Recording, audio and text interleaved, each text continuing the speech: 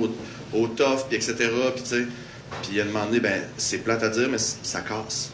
Puis, il y a une hypocrisie, mais il y a aussi une hypocrisie face à soi-même. Là, tu veux, on rêve tellement de je vais faire de l'art, ça va être beau, je vais pouvoir vivre de ça. Puis, tu sais, moi, j'ai fait ça pendant 15 ans, à faire des shows, à écrire, puis à me dire, ben, à un moment donné, ça va marcher. Puis, tu sais, à travailler à 150% du temps, j'arrivais à faire 20 000 $ par année. Mais je travaillais comme une ministre, là, tu sais, j'arrêtais pas, là, j'étais partout tout le temps, même avec les 2 enfants puis tout. Puis là, depuis que j'ai été élue, c'est vraiment bizarre parce que c'était encore le même rêve de genre, tu sais, dans les lieux de l'art, on fait de l'art, mais en dehors, dès que tu dis de quoi qui est comme en dehors d'une case, tu te fais pointer du doigt. Fait que je me disais, c'est là que moi, je vais aller faire de l'art, puis je vais ouvrir des chemins. Puis j'étais, tu sais, la foi est comme bien importante. Puis là, j'arrive à l'Assemblée nationale, puis clairement, on me fait comprendre que j'ai pas d'affaire à faire ça là, puis que c'est pas ça qui va se passer. Puis tu sais, là, il y a une espèce de char d'intimidation médiatique qui me tombe dessus, un peu comme ça arrivait à Safia Nolin. Puis ce que ça fait, c'est pas juste genre aïe, pourquoi tu m'écœures ou lâche-moi, genre comme à l'école primaire, mais ça fait aussi, c'était tout ton beau rêve que t'avais amené, qui se tenait tellement dans ton imagination, puis que ça avait tellement de sens, tu sais, puis là, tout à coup, ça se pourra pas parce que pour réussir. Enfin, en plus, je suis dans un milieu là, politique où être workaholic, c'est la norme. C'est valorisé. C'est la. Ouais, puis tu sais, genre, personne. Fait que tu sais, tu fais tout, puis là, en même temps, je me mettais la pression, il faut que ce soit quelque chose d'artistique tout le temps, parce que c'est ça que je suis venue faire ici, sinon, qu'est-ce que je ferais ici? Puis là, genre, j'ai ça tout en même temps, puis tu sais, toi, ce que tu racontais, ça me touchait full, parce que j'étais rendu, genre, je passe à travers la tournade médiatique, j'arrive en janvier, après avoir pris comme 3 semaines de vacances, vraiment à côté vacances, là. Puis j'étais juste mal. J'avais tout le temps le cœur comme ça. Tout ce que le monde me disait m'émouvait pour une raison incompréhensible. J'étais juste trop fatiguée, j'avais le goût de rien. Je trouvais que tout était de la merde. Puis tu sais, c'est un de mes meilleurs amis qui m'a dit « Je t'écoute », puis tu sais, ça sonne de même. Puis juste le fait de se dire « OK, l'espèce de rêve, là, ou pas juste l'hypocrisie d'un milieu qui dit c'est normal que tu travailles sans arrêt, mais en plus, toi, ce que tu veux accomplir, genre, tout ça, tu sais, c'est pas juste l'hypocrisie, mais c'est aussi... faut comme que tu réorientes ton désir, ton rêve, parce que clairement, tu te tues pour le réaliser, mais en même temps, tu te dis, si je le fais pas, il n'y a plus rien qui a de sens. Fait que c'est comme, faut comme s'arrêter, pas être tout le temps dans la course folle pour être capable de regarder puis de faire, OK, ça, puis ça, puis ça, je flush ça, j'accorderai pas d'importance à ça, ça oui, puis je pense de même que ça se pourrait, tu sais. Mais c'est sûr que c'est la vitesse la vitesse à laquelle on mène nos vies, puis que le succès exige de nous empêche de faire ça. Comment? Oui, c'est dur. C'est vraiment dur. Être capable de te mettre au centre, de dire, mais des fois, t'as tellement plein de demandes, puis toi, qu'est-ce que tu veux là-dedans? Oui. Pas qu'est-ce qu'il faut que tu fasses, mais qu'est-ce que tu veux? C'est comme un plan de développement. Bien, je vais te laisser parler vite, mais c'est juste pour... Vas-y. Ben, tiens, on en parlait un peu avant le truc, c'est ça, c'est ton... C'est quoi, toi, ta conception du mot succès, tu sais? Puis quand toi, tu comprends, puis tu l'adaptes, puis elle est évolutive, là, tu sais, j'ai pas la même conception du succès à 32 qu'à 22. Puis c'est vraiment correct. Puis des fois, de juste faire, tu sais, le deuil d'une façon que tu vois le succès. En effet, c'est plus être sur la route 122 jours par année à brosser. Puis oui, à me faire des meilleurs amis à chaque soir, à mettre à bitch one. Genre, c'est comme c'est plus ça ma priorité. Mettons, c'est correct que ça change. Puis c'est correct que des fois, tu as une vision du succès qui est peut-être plus blah. Puis qu'on pense pas qu'en art, tu peux avoir une vision du succès qui est plus comme calme. Okay. Pourquoi? Qu'est-ce qu'il y a? Ça fait 3 fois qu'on parle des Inuits, là. Elle a parlé, toi, t'étais avec Mastoya. Il est temps. Mais, non, mais c'est ça. Mais tu sais, d'avoir quelque chose qui est plus calme. T'sais, on associe aussi beaucoup le succès en musique à la flamboyance, puis à genre... tout ce qui prend la place, être sur toutes les plateformes, être en tournée partout, puis tout, mais c'est le monde que je vois qui ont l'air le plus sain d'esprit puis le plus heureux dans leur carrière musicale en ce moment, c'est ceux qui ont juste quelque chose de très quotidien. Ils ont quelque chose de steady avec des fois un événement par année dans lequel là, ils thrive puis tout, mais tu sais, je dis ça, l'année passée, 122 shows que j'ai fait l'année passée, il y en a 8 qui m'ont fait, que j'ai eu des moments de grâce là, pour lesquels tu fais de la scène, tu sais. Les autres, je punchais, là, je faisais mon show, j'avais du fun, mais tu sais, ceux qui étaient comme j'ai été accompli, puis là, j'ai fait quelque chose, puis je me suis réalisée, tu sais, il y en a 8, là, tu sais. Fait que, tu sais, c'est... À un moment donné, tu changes, puis cette année, j'en ferai pas 122 shows, tu sais, je vais peut-être en faire 8. Tu sais, fait que tu finis par changer là, ta conception du succès, là. Pas juste te coller à celle que la société ou le milieu musical encense comme étant la vision du succès que tout le monde devrait avoir. T'sais. Oui, pardon. Tantôt, on parlait beaucoup du stress financier là, que les artistes vivent. nous, on a eu la mauvaise / bonne idée de partir une salle de spectacle il y a 4 ans. C'est comme un sideline, hein, j'ai un autre domaine qui est guide de montagne, fait que j'avais du temps de libre. Dis-toi que vous n'êtes pas les seuls à le vivre. Maintenant, je suis impliqué dans le CA du SMAC, on a un CA tantôt. Je sais pas, vous dites que vous ne faites pas d'argent, les distributeurs non plus, fait que je me demande, c'est qui en fait où? Ou bien non, c'est-tu parce que les gens ne payent pas assez cher? Tu sais, quand on reçoit des demandes d'artistes, là, on regarde la proposition et on se dit, mon Dieu, si on fait un sold-out, on perd encore de l'argent. Comment je fais pour réussir à faire un sold-out, puis minimiser mes pertes? Là, souvent, tu réussis à trouver des solutions, de réussir à booker l'artiste. Là, après ça, il faut que tu le fasses, le sold-out. Tu sais, fait que là, on a une pression, mettons, un samedi, tu fais « Wow, j'ai vendu 100 billets. » La semaine d'après, tu as un show, tu fais « Hey, j'ai 10 billets en pré-vente. » Fait qu'il y a tout le temps cette pression-là de hey, « Là, l'artiste va venir, on a juste 10 billets, qu'est-ce qu'on fait? » Fait que là, comme distributeur, tu as un énorme sentiment de culpabilité de dire... T'as peur de décevoir les autres. « Hey, mon Dieu, tu sais, j'ai juste 10 billets pour cet artiste-là. » Puis là, à un moment donné, il faut que tu acceptes de... OK, comment on gère ça? Parce que j'ai pas tout le pouvoir comme distributeur de vendre tous les billets. J'ai pas toute la capacité financière, parce que non, malheureusement, les petites salles, nous ne sommes pas subventionnés, là, aussitôt qu'on ne rentre pas sur un OBNL. Fait que, ouais, il y a cette réflexion-là qu'il va falloir qu'on ait, parce que vous le vivez. Mais je pense que tout le réseau de distribution le vit en ce moment, à savoir, hey, on va-tu juste être capable de payer nos employés à la fin du mois? C'est un problème qui est présent dans l'industrie sur plusieurs sphères. Ah, ben, tu sais, j'ai vu autant de bands, c'est pareil que j'ai vu de salles fermées en 10 ans de tournée, là, tu sais, mes salles préférées n'existent plus aujourd'hui, là, tu sais, puis j'ai le bonheur d'en découvrir des nouvelles, là, qui ont l'énergie de tu sais, ça se réactualise, mais tu sais, ça, c'est le problème à la base de tout ce qui se passe en musique et dans le monde, et ici, c'est la valeur qu'on accorde à l'art, tu sais, puis aux artistes, puis aux artisans de la musique, puis à ceux qui créent ces plateformes-là de diffusion, tu sais. Je veux dire, quand tout est gratuit tout le temps, quand les gens regardent la voix puis ont l'impression d'assister à un spectacle, ben c'est sûr qu'après ça, c'est top de le convaincre de payer 25$ pour venir voir ton show comme au Club Soda. Là, puis c'est comme, c'est sûr que c'est ce que je parlais au début entre la différence entre l'art et le divertissement. On est vraiment dans une culture du spectaculaire. T'sais. Puis même on parlait de Zafia tantôt, on en parlait récemment. On s'est retrouvés dans une loge ensemble, puis avec quelqu'un du milieu du cinéma qui posait une question, c'est comme, mais comment vous faites de l'argent en musique si c'est pas Spotify, si c'est pas les ventes d'albums, puis fait que c'est le show, puis ça a fait, regarde, man, t'es-tu folle, tu sais, nos shows nous coûtent de l'argent, tu sais, si tu veux faire un show à grand déploiement qui va pas se faire ramasser par les critiques, ben, tu sais, il te coûte 10 000$ dans le trou, tu sais, puis là, après ça, fait comment vous faites, fait que je suis comme, ben, on se multiplie, puis on fait autant, on fait juste 1000 choses pour en fait en vivre, tu sais, puis je pense que ce qu'on vit, c'est la même affaire que le monde vit dans les salles de spectacle, c'est la même affaire que les gens vivent dans les labels, c'est comme, il n'y a pas de méchant, c'est ça l'affaire, c'est facile de dire des éléments dans mon écosystème financier qui sait qui tire la couverture trop, whatever, puis changer ça, mais il n'y a personne de trop dans cette industrie-là. Si à la base, il n'y a pas de valeur associée à la diffusion musicale, qu'elle soit sur des plateformes ou qu'elle soit en live, si tout est toujours gratuit, ben, c'est sûr qu'il n'y a pas d'argent à aller chercher et à diviser après. Là,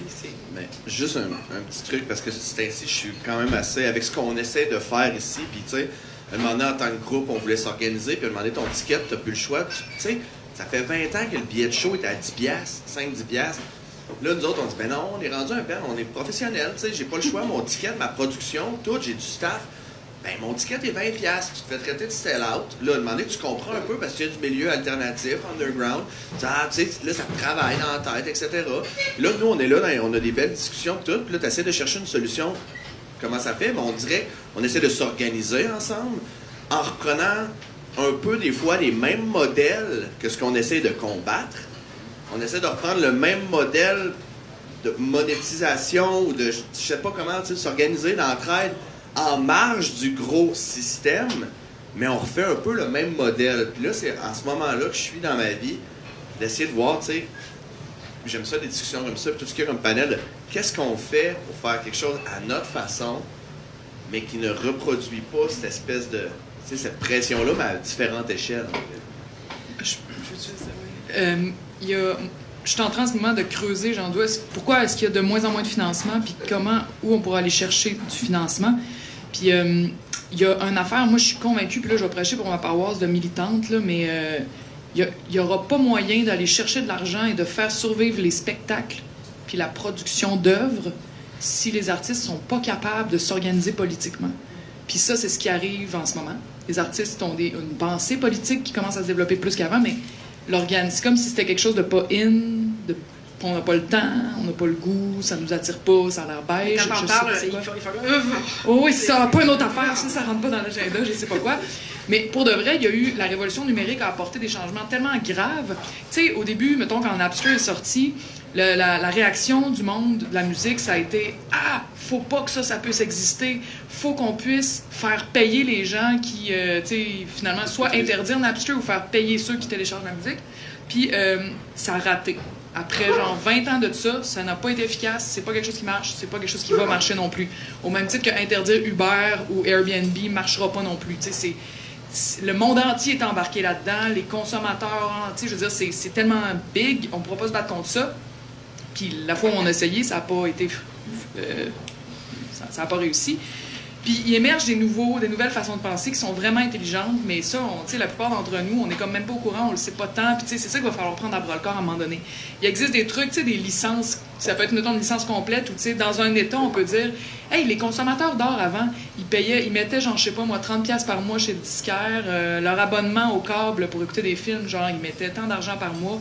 Là, ils écoutent Netflix, ça coûte presque plus rien, ils peuvent tout télécharger leur musique gratuite. Finalement, les consommateurs ont vraiment de l'or gratuit. Puis, avant, quand on s'abonnait au câble, on était obligé... dans ton abonnement, mettons, ça te coûtait 40$, ben il y en avait peut-être 8$ qui s'en allaient à un organisme culturel canadien, le Fonds des médias du Canada. Puis ça, c'était redistribué à de la production locale d'art. C'est donné à des artistes, dans le fond. Là, on écoute tout notre art sur Internet, mais il n'y a rien dans notre abonnement Internet qui s'en va à un fonds comme ça. Puis les gouvernements sont trop genre à genoux devant les GAFAM, Netflix et compagnie, mais aussi Bell Canada puis Québécois, etc. Surtout, oui, pour être capable de dire, ben écoutez, le monde a changé, il faudrait qu'on vous prenne un peu d'argent, tu sais. Ils sont richissimes, ces compagnies-là. Puis eux autres, ils ont trop le gros bout du bâton. Fait que la question se pose même pas. Ça existe même pas, puis ça existera pas tant qu'il n'y a pas une partie de la population qui va dire... Tant qu'il n'y a pas une partie de la population qui va dire on l'exige. Puis on est vraiment loin de ça, tu sais. On est loin d'une mobilisation puis d'une conscientisation large de tous ceux qui travaillent dans le milieu de la culture. Mais ça s'est passé à d'autres époques. Puis c'est avec, tu sais, juste d'en parler aujourd'hui, juste à un moment donné, vous allez peut-être vous intéresser plus à ce qui passe dans le journal par rapport à ça ou tout. Mais tu sais, en ce moment, tu as des compagnies milliardaires multinationales qui couchent avec le gouvernement du Canada en particulier. C'est fou, là. Ils sont vraiment comme ça, là. Tu sais, c'est pas pour rien qu'ils veulent pas taxer Netflix. Puis c'est juste un exemple, là. Mais tu sais, on pourrait imaginer un mode où les gens continuent de télécharger puis de regarder leurs affaires gratos, sauf qu'il y a une partie, on leur dit en échange de ça, tu payes pour une licence complète, ça peut être tu payes au gouvernement à travers tes taxes ou une autre manière, là, mais puis cet argent-là est redistribué selon les artistes, qui les consomme, quand, comment, quel nombre, puis en tout cas, il y a toutes sortes de manières qui existent déjà dans d'autres milieux qui peuvent être copiés, là, puis vu comment, ben, écoute, tu fais des shows, le monde va voir, le monde télécharge l'album à tant de fois, tiens, tu vas avoir cet argent-là au bout de l'année, tu sais. Ça, c'est quelque chose qui devrait arriver, c'est la base, tu sais, c'est fou, là, le nombre de gens qui produisent de l'art, qui, après, les gens vont consommer ça comme ils veulent, puis nous, on n'a plus de, tu sais... Voilà. Tu sais, en lien avec la santé mentale, quand on... Mais c'est en lien, parce qu'il n'y a pas de cash, puis... Ça a tout à fait un lien, mais... Tu sais, si on a des programmes, si on dit aux artistes hey, si ça va pas, demander de l'aide, c'est une chose. Si on dit aux artistes ou aux gens qui travaillent dans le milieu de la musique, si tu es stressé, prends un bon bain de lavande, des stratégies très individuelles et individualisantes, qui veut dire que c'est toi qui as un problème, va prendre un bain et va te calmer. Mais il doit y avoir une cohérence aussi au niveau plus global, d'avoir des politiques qui favorise la santé mentale positive des gens qui pratiquent dans un certain milieu. Donc, souvent, moi, j'ai travaillé beaucoup avec le milieu agricole, puis je vois beaucoup de parallèles avec le milieu artistique, parce que c'est des gens qui sont passionnés, puis que le côté business, le côté gestionnaire, ça les fait un peu, comment tu disais ça? Wesh! C'est ça. Exactement. Puis, l'autre chose, c'est l'impact des politiques sur la santé mentale des gens. Ou est-ce que s'il y a des politiques qui viennent un peu mettre de façon vulnérable un secteur d'activité, ben les gens vont sentir la détresse de manière plus élevée. l'espèce de situation que vous décrivez, elle va demander à avoir des ajustements des politiques qui sont alignés sur la bonne santé mentale des gens qui pratiquent dans ce milieu-là. En tout cas, je l'espère. Non, mais c'est ça. On chiale, là, mais il y a quand même des solutions. Il y a quand même en fait, des initiatives puis qu'il faudrait justement parler, dont il faudrait parler davantage, puis aussi juste commencer à réfléchir à comment on peut, en attendant qu'elle change le gouvernement, avec notre aide et notre soutien, mais qu'est-ce qu'on peut faire de façon pratique pour créer un genre de réseau, un filet social qu'on n'a généralement pas en tant que musicien ou artiste. Et je pense qu'il y a très peu des musiciens dans la salle qui ont accès, par exemple, à des assurances médicales, comparativement à des acteurs qui, eux, 100% de leur contrat sont sous l'UDA. Nous autres, la fois que tu vas à la Belle et Bomme, peut-être, mais sinon, quand tu fais un show, tu n'as pas ton contrat UDA ni Guild. Fait que, à la fin de l'année, tu ne rentres pas dans les balises salariales qui font en sorte que tu as accès à des subventions qui te donneraient, mettons, un soutien à de l'aide en santé mentale ou quoi que ce soit. Fait que, tu sais, qu'est-ce qu'on fait? Est-ce qu'on décide de travailler pour faire en sorte qu'on ait accès à des crédits UDA, même si, tu sais, c'est sûr que justement, si t'es payé 700$ pour ton band pour aller jouer à 4 heures de Montréal, ben non, tu peux pas payer 4 personnes avec un contrat Guild UDA. Puis, tu sais, fait que, tu finis par jamais accéder à tes crédits. Est-ce qu'on peut remanier ça pour que ça soit, tu sais, fluide avec la réalité financière qui est pas la même par rapport en cinéma où est-ce qu'il y a plus d'argent sur les productions télévisuelles, tu sais?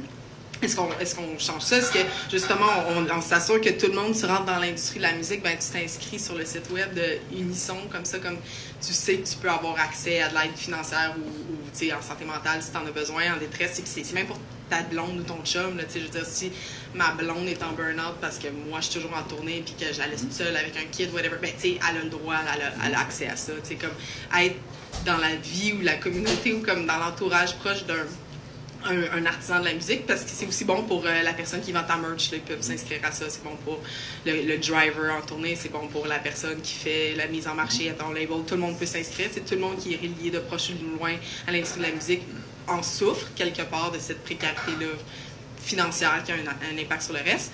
Fait que, tu sais, tout le monde devrait juste... T'es dans l'industrie, ben tu t'inscris à ça. Tu sais, je travaille chez Bon Centre, j'ai un nouvel employé, inscris-toi à ça. C'est comme, sache que ces ressources-là existent de base. Tu sais, t'es un gérant, t'as 5 artistes, ils devraient tous s'inscrire, devraient tous inviter leur blonde, chum à s'inscrire.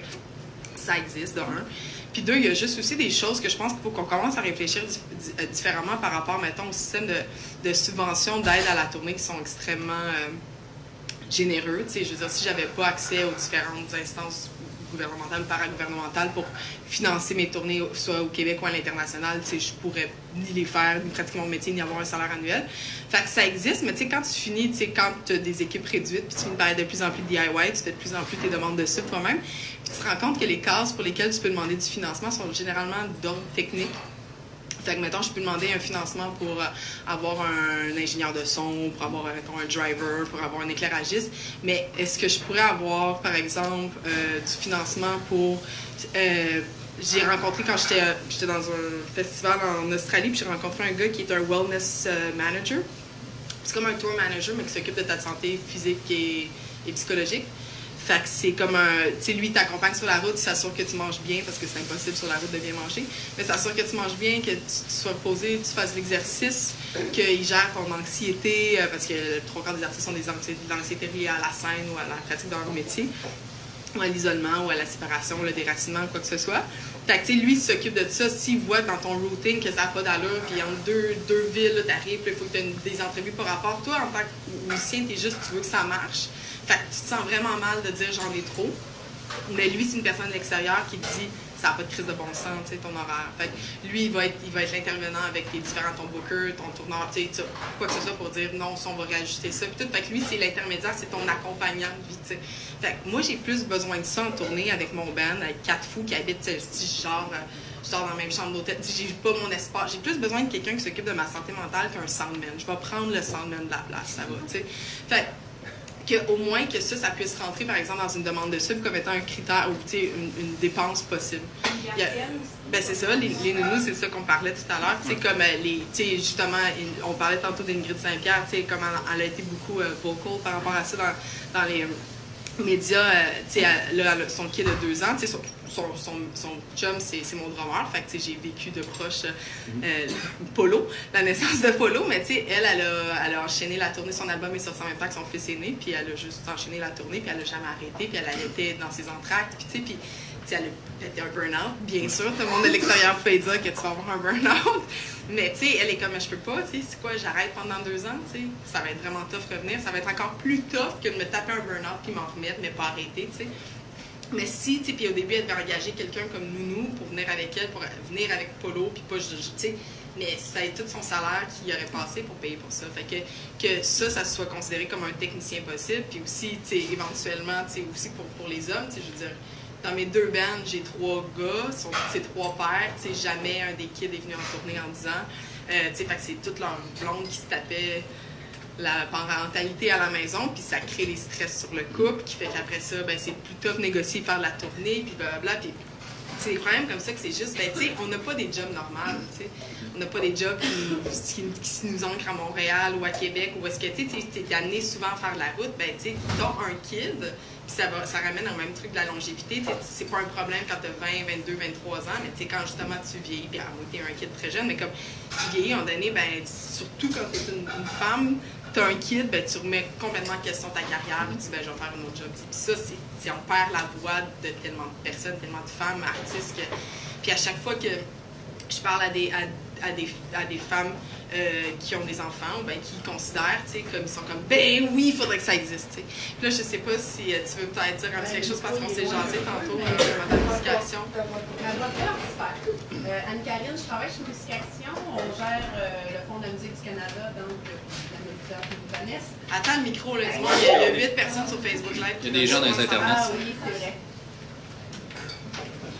Donc, je disais en fait, je suis un peu le pendant de la SODEC. Ça fonctionne-tu? Oui? Oui, OK. Un peu le pendant de la SODEC pour gérer les fonds fédéraux. Donc, Musicaction, on s'occupe de la musique francophone à travers le pays. Et on est justement super sensible à cette question. Puis, on est en train de plancher sur une mesure qu'on espère annoncer très bientôt pour aider les femmes artistes, donc qui sont mamans et qui auraient un jeune enfant, pour considérer justement ces frais-là comme des frais admissibles au même titre qu'un technicien de scène ou un autre directeur de tournée. Alors, en fait, ouais, c'est ça. On espère vraiment que ça soit fait bientôt. Et il y a une autre chose que je voulais vous parler aussi, parce que tantôt, vous parliez de l'organisation politique. Vous avez un extraordinaire outil qui est la SPAC, que je ne sais pas si vous connaissez, la Société professionnelle des auteurs-compositeurs du Québec, qui sont à Montréal, mais qui ont des membres vraiment partout. C'est un lobby redoutable. Et en fait, ils sont chez nous, ils sont au conseil d'administration de Musicaction. C'est un des membres fondateurs de Musicaction avec la disque et les radiodiffuseurs il y a 30 ans. Puis ça, c'est Diane Juster qui avait mis ça à l'époque en place et qui est toujours là, Diane, à notre CA. Donc, on a 2 personnes qui représentent les auteurs-compositeurs chez nous. Et en plus, comme indépendante, cette année, on a pris une autre autrice-compositrice, Andréane A. Mallette, qui fait toutes ces choses par elle-même, qui est autoproductrice, qui amène vraiment toute une nouvelle vision de ce qu'est les choses. Mais la SPAC, c'est là pour vous. Hein. Ça coûte, je pense, c'est entre 75 et 100 $ par année pour s'abonner. Il y a des services aussi. Ils regardent vos contrats gratuitement, les contrats. Avec ça, c'est vraiment des gens qui sont là pour vous donner des cues. Ben ça, vous devriez, en tout cas, qui vont vous donner des conseils juridiques gratuits après quand vous êtes membre. Fait que utilisez-le, mon Dieu, utilisez-le. Puis prenez-le d'assaut. Mais c'est ça, mais tu sais que quand tu rentres dans les sous de la musique, là, tu passes cette porte-là. Mais tu sais, quand on t'explique c'est quoi les ressources, il a fallu que j'accumule 30 crédits à l'UDA en 8 ans. De faire du bel ébum pour, un jour, accéder à mes 30 crédits pour avoir une rencontre d'information qui t'expliquait un peu l'organigramme des lois sur les droits d'auteur, sur les droits d'interprète, en fait, plus les droits d'interprète, sur tout ça, puis juste pour t'expliquer des aberrations qui te donnent envie de peut-être te mobiliser comme artiste, puis juste, puis te le disent comme les musiciens, les chanteurs, vous êtes les moins mobilisés de toute l'UDA, tu sais, puis t'es comme... Mais tu sais, rendu là, ça fait déjà 6 ans que je suis là-dedans, mais tu sais, que les nouveaux, je sais pas comment les attraper, puis leur expliquer, voici les organisations qui s'offrent à vous, voici les fonds possibles et compagnie, mais... Ben, c'est un peu ça qu'on est en train de faire. C'est ça le but de l'événement qu'on fait actuellement. On cherche justement à ouvrir la porte, on enlève le frein, en rendant ça gratuit, que tout le monde vienne, qu'on puisse se parler. On cherche une façon de réunir tout le monde enfin pour se parler, trouver des solutions. Justement, c'est comme tu expliquais tantôt, il faut que tu puisses comparer tes contrats, tu puisses comparer ton expérience, faire du mentorat, ben, ça se passe en se parlant. On cherche à fédérer ça. C'est peut-être utopique actuellement, mais je pense que ça commence à marcher. On se rend compte de plus en plus, puis on commence à avoir des solutions. Ouais, Révolution, il se passe tout à Québec, là, depuis une couple d'années. Non, mais ceci dit, il y a beaucoup d'événements d'organismes qui font ça avec la relève, très relève. Quand on fait le tour des concours de la chanson à travers le pays, il y a toujours des ateliers de données, la SPAC, la SOCAN, l'Inscription. Il y a plein d'organismes qui sont là pour expliquer. Fait que souvent, ces jeunes-là sortent plus outillés. Ils savent, ça, je peux faire ça, je peux faire ça. Il y a comme un gap qui, quand tu passes pas par le réseau des concours ou des organismes, là, c'est là l'espèce de gap. Il y a une autre affaire qu'on n'a pas parlé aussi. En général, c'est en vieillissant dans le milieu qu'on a le plus de besoins au niveau subventions et compagnie. Puis une majeure partie des subs arrêtent à 35 ans. Ah oui. Fait que moi, je fais quoi après? Demain, une salle X veut me faire jouer, mais la majeure partie de mon cachet est payée par une sub que lui va chercher. Ah, ben je pourrais pas te prendre parce que t'es en haut de 35 ans, je pourrais pas te payer. Fait que c'est un problème qu'on a aussi, puis c'est souvent à cet âge-là qu'on commence à avoir des enfants aussi, justement. Plein, là, tout de suite. Ouais, je suis sûr que je pense à la première ovation en premier, mais je pense à Logic ou à d'autres subs qui, pour voyager, ça arrête à 35 ans, comme si à 36, ça me tentait plus de vivre ça. C'est absurde parce que tu vois tout le monde à 40 ans commencer à lâcher parce que ça, c'est comme c'est quasiment une l'inverse. majeure raison. C'est vrai, c'est comme tu disais tantôt, on a envie de voir les artistes vieillir puis devenir vraiment des Ben, ça force à avoir des jobs alimentaires à côté comme moi le premier, puis on est trop comme ça ça nous enlève du temps pour faire ce qu'on a envie de faire de plus.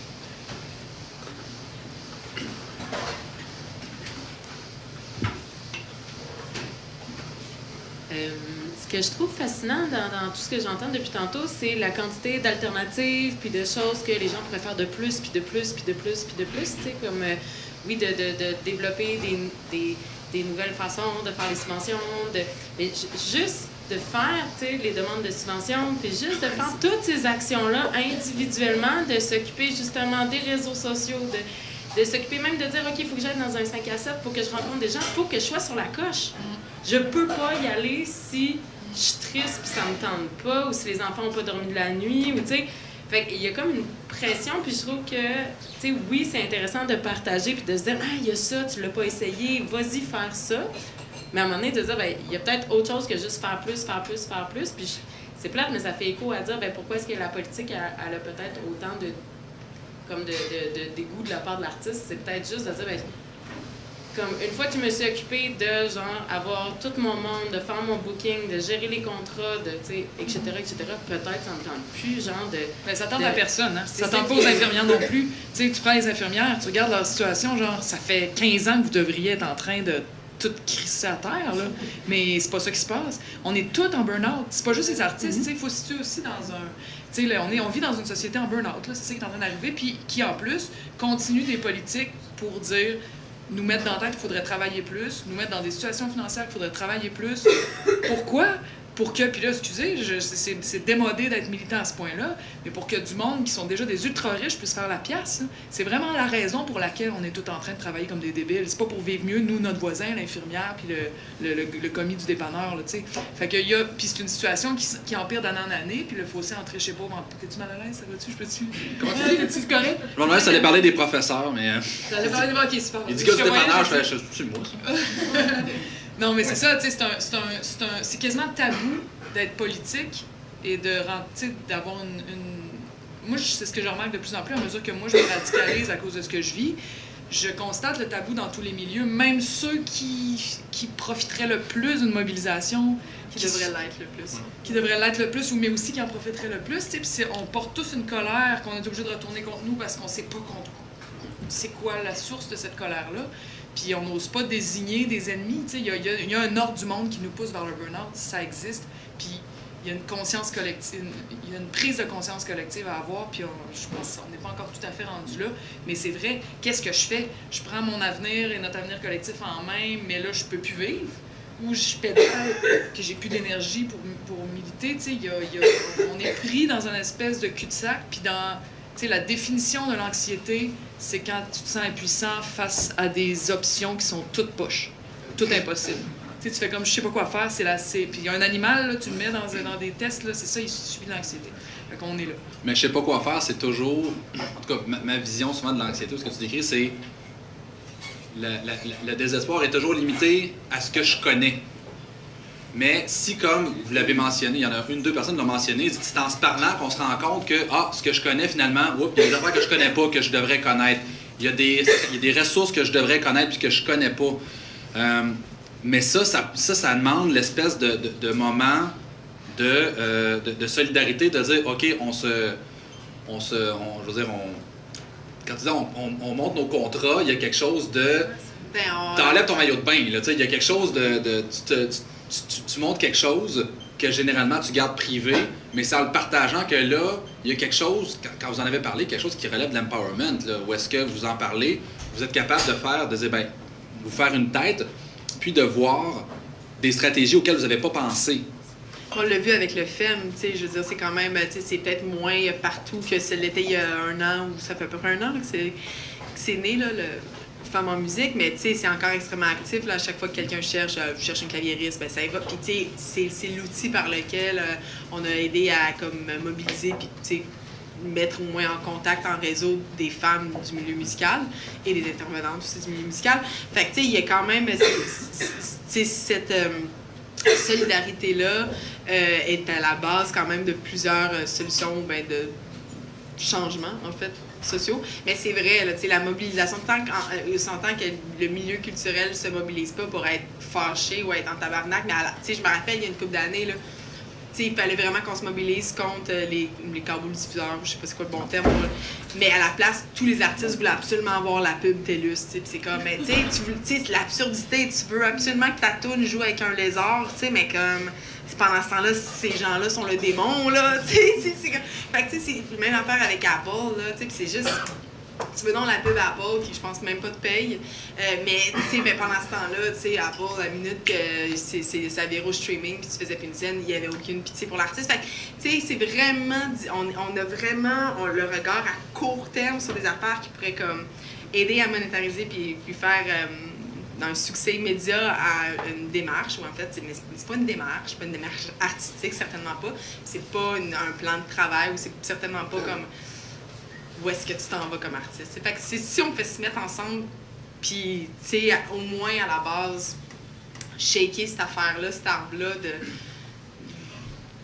des câbles diffuseurs et compagnie, ça fait qu'il y aurait un petit peu plus d'argent, puis après ça, on pourrait réfléchir à d'autres façons de s'organiser, puis distribuer, puis changer les systèmes de subvention, mais ça, c'est la base, il n'y a pas de valeur à ce qu'on crée. Mais il y a quelque chose on dirait qu'il y a quelque chose d'énorme, on va se mettre ensemble, Montréal, Québec, c'est quand même gros. Une chose que vous pouvez faire, c'est juste vous dire, c'est quoi le plus petit pas possible que je peux faire?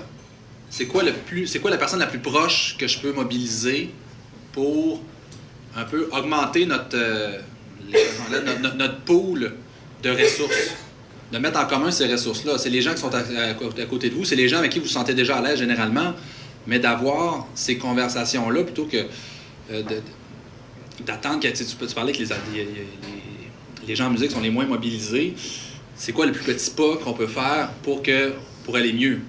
Mais comme on disait, il faut vouloir. Là. Un coup que tu pars de ton sous-sol avec le but de dire je vais devenir un artiste professionnel, que tu as fait 10 ans de casser les dents, puis que là, d'un coup, tu essaies de te démêler avec Artisty, Soproc, Sodec, Socan, Si, Smack, Spac, Lac. Puis là, tu commences à remplir toutes tes demandes, puis là, après ça, OK, tu arrives au burn-out, puis je parlais de ça avec Philippe tout à l'heure, comme moi, il m'est arrivé, j'ai clashé, je me suis ramassé à l'urgence. OK, là, j'embarque dans le système. Là, j'embarque. Puis après ça, il faut que tu veuilles. Puis il faut pas que tu lâches. Il faut pas que tu sois rendu un malade à un point parce que là, t'embarques sur un truc qui est dans le public. Fait que là, ça, c'est un autre débat. Mais tu sais, t'embarques, là, il faut te dire, OK, on va commencer à t'aider dans 6 semaines. Lâche pas. Fait que là, t'attends. Faut que tu veuilles. Faut que t'attendes 6 semaines. Puis après ça, tu continues pour finalement arriver au bout de 2 ans. Puis là, tu fais, ah bon, je m'en suis sorti. Mais c'est 2 ans après ça que j'avais pas de salaire, j'avais pas d'assurance, que j'avais pas rien. C'est 8 mois sans salaire à vivre aux dépens de ma copine, que là, je le paye encore, que je me suis endetté. Fait que, tu sais, c'est d'essayer... Oui, il y a plein de bourses qui existent, il y a plein de trucs. Il y a là, on a Unisson qui est là aujourd'hui. C'est un de plus que je vais rajouter dans ma trousse. Mais, tu sais, au départ, c'est comme, tu sais, fais ta trousse, mon petit mousse, t'es parti pour une secousse. Fait que, tu sais... ça commence où? Qui est-ce qui donne...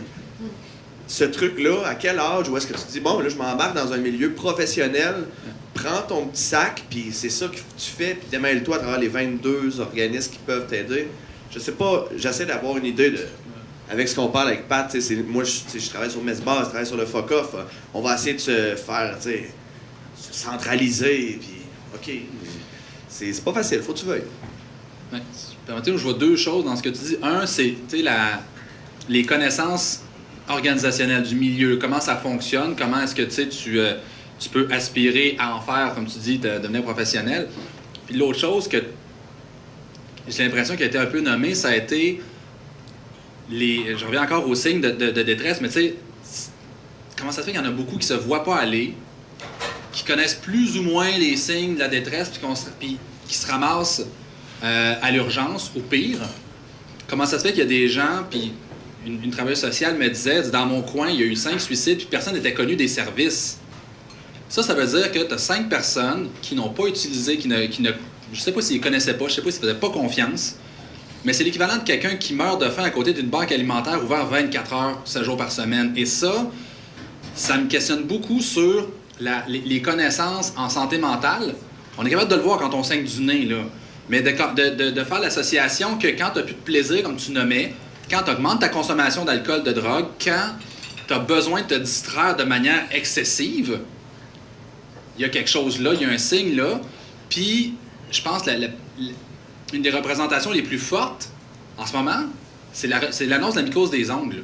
Où est-ce que tu as le gars qui dit, la petite fille qui dit à son gars, à son papa, elle dit, papa, c'est quoi ça, ce problème-là? Puis le papa dit, c'est rien.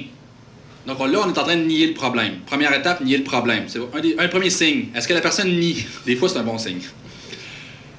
Puis là, le docteur a dit, non, monsieur, ce que vous avez là, c'est une maladie. On revient à la petite fille et dit, papa, ça n'a pas l'air beau. Il dit, non, ça va partir tout seul. Une détresse, ça ne part pas tout seul. C'est pas rien, ça ne part pas tout seul. Il y a des signes. On est capable d'en nommer, puis on devrait être capable de les nommer avant, au moment où ça arrive, là.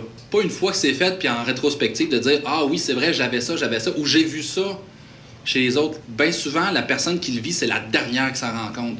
Fait que de là, l'importance d'avoir une solidarité entre les personnes, puis d'avoir être capable de dire, ne pas avoir peur de déranger, de dire, écoute, je suis préoccupé par... Je te vois aller, ça me préoccupe. Puis ça, être un chum, être capable de faire ça, c'est extrêmement précieux, mais ça prend l'ouverture. Il y a 2 fois plus de gars que de filles qui n'ont pas de confidents. Ils vont connaître bien du monde, mais des confidents, ils n'en ont pas. Fait que quand ils ont besoin de ventiler, ils font quoi? Ils gardent ça en dedans. Ben, justement... Jusqu'à ce que tu sois capable de ventiler. Si tu as besoin de faire ça, ou bien pour t'anesthésier, ou bien pour te permettre de ventiler, il faut réagir rapidement. Mais au-delà de ça, là, puis il y a une partie de la réponse qui a été dite par Catherine tantôt. Tout le monde va pas bien. Je veux dire, tout le monde est fatigué. Fait que moi, si ma meilleure chum, elle vient me voir, elle me dit « Hey, je suis vraiment fatiguée », je vais dire « Ben, moi aussi ». Fait que là, tu viens banaliser ton mal-être, parce que là, tu te dis « Ça sert à quoi que je le dise aux autres que je vais pas bien? » Tout le monde en arrache. Fait qu'il y a un petit bout là-dessus qui est... Je vais revenir sur le plus petit pas possible. C'est qui la personne autour de toi qui en arrache juste un peu moins? Bien, moi, je pense que les signes de la santé mentale dans les arts, c'est normaliser, tu sais, un artiste qui souffre, ça va créer, mais tu sais, puis là, ça fait du bien aux autres qui créent, ça va les chercher, mais il y a comme pas grand monde qui pense à quelle douleur ça a pris pour créer ça, peut-être, à travers quoi ils ont passé, puis c'est pas normal, tu sais, quelqu'un qui souffre, même si des fois, ça crée des vraiment belles choses, bien, il faut quand même, je pense, adresser ça. Moi, j'ai un exemple d'une artiste qui a fait une vitrine, puis qui était dans une passe très anxieuse, qui a dû arrêter sa vitrine en plein milieu, sortir, vivre son anxiété, remonter, finir sa vitrine. Puis elle se sentait comme de la merde, c'est sûr. Puis après, tout le monde était donc touché, ta force, on a vu ta vulnérabilité, bravo. Puis ça a fait comme l'effet inverse, mais à l'intérieur, elle se disait juste, ben là, moi, c'était l'inverse, là, je voulais mourir à ce moment-là, puis je comprends pas pourquoi tu me félicites présentement, tu sais, je viens de vivre un épisode horrible dans ma vie. Fait que, je pense que c'est vraiment normalisé aussi, puis c'est toujours se comparer Ah ben moi, j'ai juste fait 45 dates de spectacle, l'autre en fait 125. Fait que, tu sais, si je t'ai épuisé, peut-être que c'est pas vraiment un épuisement, je vais pas en parler. Tu sais, je pense que c'est relatif aussi à chacun, c'est savoir que les équipes écoutent bien les artistes, savoir justement, comme Franny disait, ce qu'ils veulent, mais aussi qu'est-ce qu'ils sont capables de prendre, à quel moment c'est trop pour eux, puis peut-être que le buffer il est vraiment plus bas qu'un autre artiste, tu sais. Fait que voilà. Artiste et artisan de l'industrie. Je tiens toujours à le spécifier encore. J'ai quand même l'impression qu'on en parle de plus en plus, que c'est de moins en moins weird de parler de santé mentale, que c'est de plus en plus comme juste de parler de santé, puis que tranquillement peut-être... On fait des signes avec des batteries. Ah, on va continuer. OK, on fait des signes avec des batteries. On va savoir ce qu'il veut dire. C'est un suspense.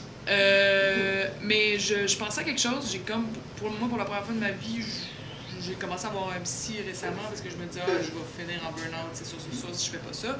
Puis je me disais, genre, ça fait tellement du bien d'avoir quelqu'un que c'est pas grave si tu monopolises la discussion pendant 1 heure, puis que t'as pas besoin de t'en retenir. Genre, puis de pouvoir mettre ça au clair. Puis ça a même un potentiel, genre, militant ou bouleversant, plus collectivement, plus large, parce que au lieu de dire, il faut que je fitte dans le système, puis il faut que j'aille à cette vitesse-là, tu te dis, genre, OK, tu réapprends à te respecter avec tes limites, puis à t'arrêter, puis à dire, c'est ça qu'il faudrait que je fasse, mais c'est pas ça que je vais faire, je vais tomber malade. Puis entre ça, puis mettons, aller tout de suite vers des anxiolytiques ou des antidépresseurs, par exemple, il y a quand même une grosse marge, parce qu'avec le psy, tu peux quand même plus aller remettre en question les espèces de schèmes sur lesquels tu t'es collé, parce que c'est ça les schèmes dominants. Puis ça fait qu'on en parle de plus en plus entre nous, tu sais, moi aussi je vois un psy, blablabla, puis tu sais, ça change les mentalités, ça, tranquillement. Moi, j'ai quand même assez d'espoir qu'à un moment donné, on va être une grosse gang à faire « ça suffit, genre, je ne veux pas aller à cette vitesse-là, puis bon, j'ai pas assez d'argent pour vivre, je vais trouver un autre moyen que de pédaler, genre, je sais pas, on va habiter vite dans une maison, je m'en crisse, on va trouver un moyen, mais ça sera pas aller plus vite. » Puis ça peut-être que... En tout cas, moi, j'ai assez confiance que tranquillement, c'est des choses qui s'amènent. Parce que moi aussi, ça m'arrive. Je vois quelqu'un que je connais, presque un ami, écrire un statut quasiment suicidaire sur Internet. Puis je suis genre, fuck, je devrais, mais j'ai quasiment pas le temps. Genre, je peux pas. Puis là, j'espère que quelqu'un va le faire. Fait que tu sais, c'est beau de se dire, faut. D'habitude, c'est moi, ce quelqu'un-là. Ah ouais, c'est ça. Bon, mais tu vois, il y a du monde qui. Non, mais tu sais, je me sens mal parce qu'en même temps, c'est vrai, faudrait le faire. Moi, j'ai déjà eu besoin. Puis tu sais, bon, on est tous là-dedans. Mais c'est tranquillement, je pense que ça se fait. Qui parle?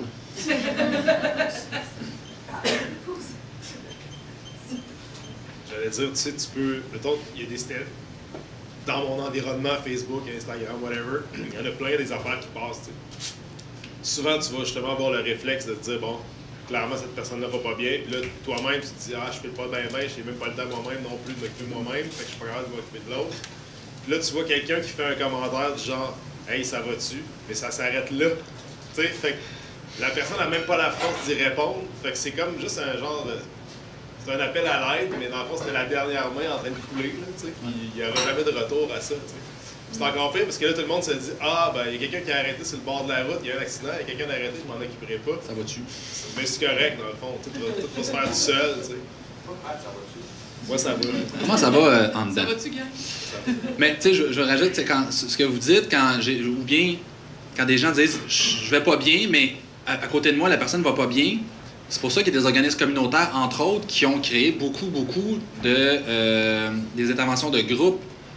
Parce que c'est pas comme une loi, c'est pas comme une règle mathématique, là. C'est-à-dire que si tu as l'énergie à plat, peut-être avec une autre quelqu'un qui a l'énergie à plat, 8 personnes comme ça, il va se bâtir quelque chose à partir de pas grand-chose, de ce que vous pensez qui est pas grand-chose, mais il y a quelque chose.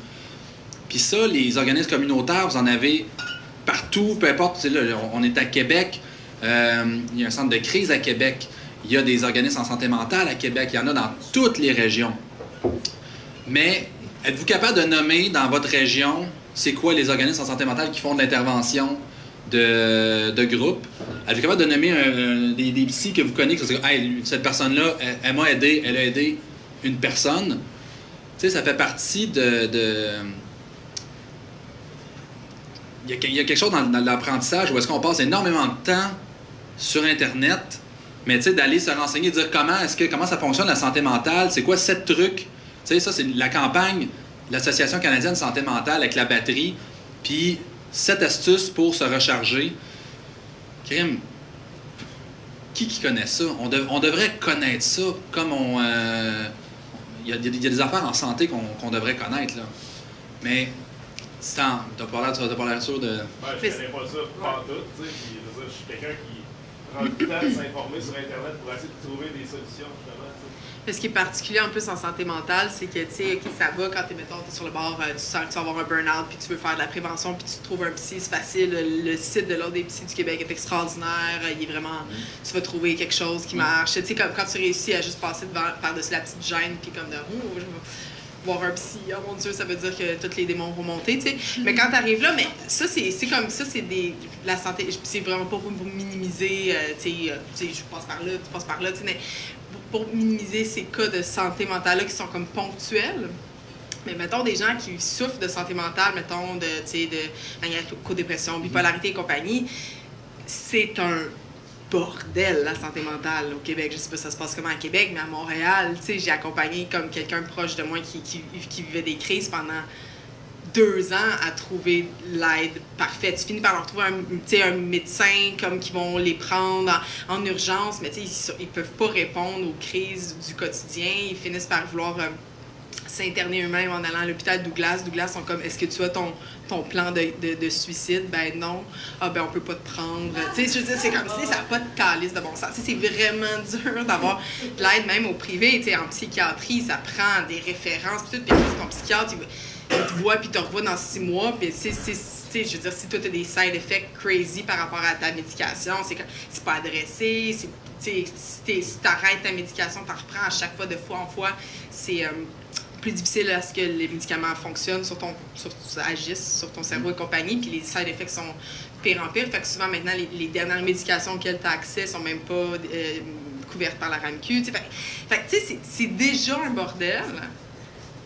Quand tu as la volonté de le faire. Tu sais, moi, j'avais pas de trouble de santé mentale. J'ai accompagné quelqu'un qui est en détresse, puis c'était impossible de trouver. C'était impossible. On a pédalé, tu sais. Puis on a fait se perdre là-dedans, tu sais. Puis que si en plus, il y a le tabou à même cette industrie-là, où on ne considère pas que c'est un des énormes facteurs de risque. La petite brochure dit que 50% des gens du milieu de la musique souffrent à un certain moment de santé mentale. Si on n'est pas déjà conscient d'emblée que toute personne dans ce milieu-là va être sensible à ça, puis qu'on ne l'adresse pas rapidement, puis on ne prend pas rapidement en charge un artiste, un collègue de travail qui a ça, bien, tu sais, on s'en sortira pas, là, tu sais. C'est comme, il faut vraiment être conscient que c'est un énorme facteur de... Puis peut-être juste ajouter, tu sais, l'idée de l'hospitalisation, il faut se rappeler, l'hospitalisation, c'est le dernier recours. Mais en amont, c'est un défi d'éduquer la population, de dire, c'est qu'est-ce que je fais de manière préventive? Qu'est-ce que je fais, tu sais, quand ma santé commence à être juste un peu moins le fun, là? Qu'est-ce que je fais quand ça va moins bien? Tu sais, le médecin de famille, maintenant, les groupes de médecine familiale, ils ont des travailleurs sociaux dans les GMF. Donc, là aussi, tu as ça facilite. C'est là pour faciliter le contact. Tu passes par ton médecin de famille, puis des fois, tu as le bureau à côté. Puis là, il y a une prise en charge qui est rapide. Mais je le répète, l'importance des organismes communautaires en santé mentale, à la fois pour les gens les professionnels qui sont là-dedans, mais aussi pour le par et pour. Donc, tu sais, tu mets des gens qui ont des problèmes, justement, par exemple, troubles de personnalité limite, il y a des groupes qui existent et si la personne n'est pas toute seule avec ça, puis c'est pas non plus ça soulage aussi l'entourage de savoir que la personne, elle est connectée avec les bonnes ressources. Dans les ressources que je voulais mentionner, peut-être ici, il y a le Centre de prévention du Sud de Québec qui a fait des campagnes de prévention. T'sais, en amont, il y en a une pour les gars, c'est allume.org, où est-ce qu'on était beaucoup plus dans l'univers masculin.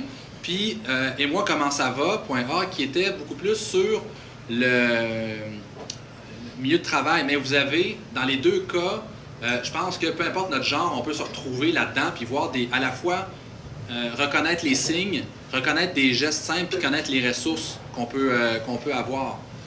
Puis ça, c'est des mobilisations qu'il y a. Je viens de voir l'Université de Montréal qui vient de faire un site web pour les étudiants, pour la santé mentale des étudiants. Est-ce que ça existe, ça, chez les artistes? Pas encore. Ben c'est ça, je trouve ça intéressant. Là tu viens de parler beaucoup de moyens d'aller voir dans les centres communautaires, puis tout ça, quand tu es vraiment au fond. Là. Mais ce qui m'intéresse, ouais, c'est ça, c'est tout ce qui définit la pratique artistique, c'est l'isolement présent. Je veux dire, les artistes, on se retrouve beaucoup isolés. Puis moi, ça serait comme avant qu'on vire fou, là, qu'est-ce qui se passe, comme, surtout à ce temps-ci de l'année, là, chacun dans nos salons a créé nos affaires, c'est bien le fun, mais je trouve que moi, ce qui me touche le plus, c'est justement ces petites cellules-là, puis comment est-ce qu'on pourrait se réseauter au-delà de Facebook, je sais pas, créer des symposiums, où est-ce qu'on peut partager nos démarches artistiques ou partager justement ce qu'on vit. Ce qui se passe aujourd'hui, c'est super le fun, on est vraiment une minorité. Moi, je connais personne ici, là, je viens peut-être d'un autre milieu d'artistes, là, mais c'est ça, je trouve que souvent, c'est de se réseauter encore plus. La semaine dernière, moi, je suis allée brailler à l'Ampli devant Guillaume Sirois pour lui dire « Hey man, je capote, je fais du booking depuis 3 semaines, mais je suis toute seule, puis qu'est-ce qui se passe? » Pour qu'il finalement me dise « Flavie, tu sors ton album l'automne prochain, t'existes pas. Ça sert à rien de faire du booking maintenant. Ah, OK, ça fait que ça fait 3 semaines que je suis toute seule chez nous à me casser la tête. Personne ne me l'avait dit que ça marchait pas de même. Comment j'aurais pu le savoir? » Tu sais, des choses de base, tu sais. À partir de maintenant, toi, tu peux aller vers quelqu'un que tu vois qui est dans tes traces un peu, là. Si tu vois quelqu'un qui s'isole puis qui est dans cette dimension-là, tu peux dire, ben, viens, on va aller prendre un café, là. Juste ça. Ben, c'est ça, des petits gestes. Oui, c'est ça. Ben, tu sais, je dis pas que je l'ai pas fait parce que c'est le genre de gestes qu'on fait, tu sais, puis on va où on rencontre des gérants qui disent « Ah ouais, moi je donne des conseils », puis là tu le relances, puis tu as souvent l'impression, en relançant les gens, qu'ils sont tous effectivement overbookés puis over-burnout. Mais effectivement, tu sais, c'est de créer encore plus de réseaux. Moi, ma gérante est assez extraordinaire, mais c'est aussi ma petite Sonia Banana, qui, elle, c'est comme le refuge. Tu sais, comme elle prend tous les petits artistes qui vont pas bien, puis elle les appelle pour de l'aide puis des conseils X, puis elle les prend, puis tu sais, à un moment donné, j'étais comme, tu sais, c'est parce que 70% de ta tâche, c'est d'aider du monde qui sont juste perdus dans ce qu'ils font, puis comment qu'ils le font, puis qui essaient de sortir d'un contrat de gérance ou de booking, ou de, tu sais, tu fais de l'aide légale alors que t'es même pas nécessairement, tu sais, avocate ou tout. Mais quand même, il faut que je trouve d'autres gens qui ont du temps à donner, des heures à donner, qu'elles soient légales, qu'elles soient de relations de presse, de graphisme, n'importe quoi, puis qu'on se crée une genre de coop pour des artistes à des périodes différentes de leur carrière. Des fois, c'est pour les démarrer, des fois, c'est quand il y a des transitions. Des fois, tu sais, c'est. Ben oui, tu sais, parce que, tu sais, puis je comprends que c'est pas, tu sais, je veux dire, je voudrais pas qu'elle fasse juste ça, puis qu'elle finisse par elle-même plus pouvoir vivre de son métier parce qu'elle fait du bénévolat. Mais, tu sais, si tout le monde donne quelques heures par rapport à leur expertise, au final, puis on crée un système. Est-ce que c'est un site web dans lequel tu te répertories? Moi, j'ai tant d'heures à donner par rapport à conseils. Ben, je sais pas ce que je peux, des cours de solfège, là, je sais pas trop. Là, mais dans le sens que je parle plus par rapport au secteur des professionnels de l'industrie là, qui préfèrent, ben moi, j'ai tant d'heures de conseils à donner par mois, puis que les artistes pourraient faire comme, ben, j'ai besoin d'un conseil, n'importe quoi. Ça pourrait être une initiative intéressante. Ben, au même titre que les startups, là. Je veux dire, il y en a des places où est-ce que tu peux aller, tu sais, quand tu es en démarrage d'entreprise, là, il y en a des places de start-up, puis là, tu peux y aller, puis là, il y a des conseillers financiers, puis nanana, puis c'est... Ben, je suppose que, tu sais, au même titre que ça peut se créer aussi pour les artistes, c'est des lieux où est-ce que tu sais que la porte est ouverte, tu sais, puis que tu vas pouvoir comme t'asseoir puis dire ben là moi j'en suis là y a-tu tu sais pas un rendez-vous, pas une formation, pas une affaire qui est comme ponctuelle, mais tu sais des lieux disponibles à temps plein. Peut-être que ça existe, je sais pas. Mais... Oui, c'est ça, mais moi je fais pas de la musique, fait que ça m'intéresse plus ou moins là. J'ai juste un point à mettre là-dessus. C'est vrai que ça existe pour les artistes, mais à la base pour les entrepreneurs. Les entrepreneurs, bon, je me considère plus comme un entrepreneur qu'un artiste, mais le struggle est existant chez les entrepreneurs aussi. Puis moi, je pense que ces plateformes-là de, bon, le camp ou peu importe, pour les startups, ben, selon moi, un artiste, vous gérez une business aussi, là, d'une certaine manière, donc je vois pas pourquoi vous n'y auriez pas accès, puis pourquoi vous pourriez pas aller déposer votre modèle dans ces mêmes ressources-là. C'est une vraie job, ça mérite le même soutien que vouloir partir une application de dating ou peu importe. Là, non, mais vous pouvez en faire de l'argent. Ah oui, faut qu'on modèle. Je pense que la croyance populaire va dire, tu sais, comme nous, les artistes sont pas particulièrement payants puis lucratifs, ben on va pas investir dedans. Tu sais, là, il y a comme une croyance populaire, mais je pense que c'est un peu ça. Là. Excusez, ouais, ça. Ben, sur ça, je rajouterais vite fait que les gangs d'incubateurs comme ça, ils vont vous challenger sur votre modèle d'artiste. Mais à Québec, on est vraiment chanceux parce qu'on a l'Ampli qui fait ça carrément. Il faut d'ailleurs les utiliser. C'est déjà la première base, je pense, c'est ce qui est disponible, c'est de les utiliser. Combien de personnes ici vont à l'Ampli? Le nombre de groupes, personne ne connaît les ressources de l'Ampli. Ils l'utilisent. Ils donnent des cours de gestion, de comptabilité pour les artistes. Ils donnent... Tu sais, tout est disponible dans ces bureaux-là, puis sont peut-être sous-utilisés. Puis aussi, par rapport à ça, tu sais, en tant qu'artiste, souvent, on est peut-être nerveux, on sait pas trop, on peut-tu les appeler pour avoir des renseignements, ils vont-tu nous haïr, puis tout. Par expérience, appelez-les, ils vont être contents de répondre à vos questions, puis comme de vous aider aussi. Mais tu sais, ça revient un peu à ce que tu disais, tu sais, on en fait déjà tellement. Tu sais, moi, le nombre de choses sur lesquelles je devrais me perfectionner, connaître, apprendre, mais je finis par tout apprendre sur le tas quand j'ai une situation qui me force à devoir comprendre l'organigramme des organisations de financement canadien. Tu sais, comme, tu sais, même si je veux le savoir d'emblée, c'est quand je me retrouve dans une situation qu'il faut que je, tu sais.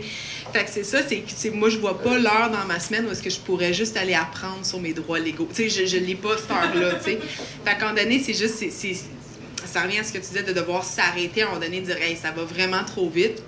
C'est pas vrai que si je fais 80 heures, je vais nécessairement faire plus d'argent ou être plus productive dans ma semaine. Puis qu'est-ce qui manque pour que réellement, à moyen ou long terme, ma carrière se porte mieux. Puis en effet, quand tu approches des gens, moi, chaque fois que j'ai approché un autre artiste pour un conseil, il n'y a jamais quelqu'un qui m'a dit « Non, je vais pas te dire ». Puis à chaque fois qu'il y a un jeune est venu me voir, puis qui me demandait « Hey, toi, tu as fait quoi? Toi, tu ferais quoi? Tu peux jeter un coup d'œil? » Bien, à la hauteur de mes capacités, j'ai offert ce conseil-là. Puis tu sais, c'est juste pour faire du pouce là-dessus, on va en reparler jeudi parce qu'on fait un autre messe basse là-dessus, mais t'sais, derrière le festival qui est le fuck-off, puis toute la mission qu'il y a dans Messe Basse et tout, en fait, partir un OBNL derrière ça, qui justement sert à porter cette mission-là, puis par l'événement va fédérer les gens, créer la discussion, trouver des solutions. Mais derrière ça, on est en train de réfléchir à une plateforme de mutualisation de ressources pour réduire cette fameuse paperasse-là. C'est ça le but derrière ça. Parce qu'on cherche à faire en sorte que justement, si on peut à la gang se payer un avocat qui va être fucking top sur ça, ça va être nice. On va tout arrêter de travailler pour rien là-dedans. Même chose pour les relations de presse, même chose pour les fiscalistes, les comptables, les mythes. Ça n'a pas de bon sens que nous, comme travailleurs autonomes, quand tu parlais d'artisans, nous, notre vision d'un pro, c'est un artisan de la culture. Que tu sois un artiste indépendant ou un technicien, ou quelqu'un qui s'en va, qui commence à booker des shows ou qui développe des idées tout simplement. Tout le monde fait partie de la gang, on est tous des créatifs, on essaie tous de trouver des solutions. On se ramasse tous dans le milieu DIY à tout faire nous-mêmes, puis à justement tout péter au burn-out parce qu'on essaie de tout comprendre qu'est-ce qu'il faut qu'on fasse pour que ça marche.